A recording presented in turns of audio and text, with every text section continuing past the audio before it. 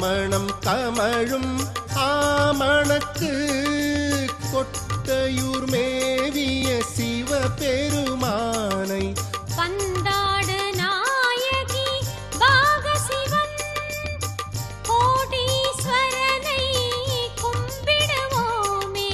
நாமணம் கமழும் வாகீசர் நற்றமிழ் தேவார பன்முறையாலே நம சிவாய எனும் ஐந்தெழுத்தை நாவினில் ஓதி நலம் பெறுவோமே.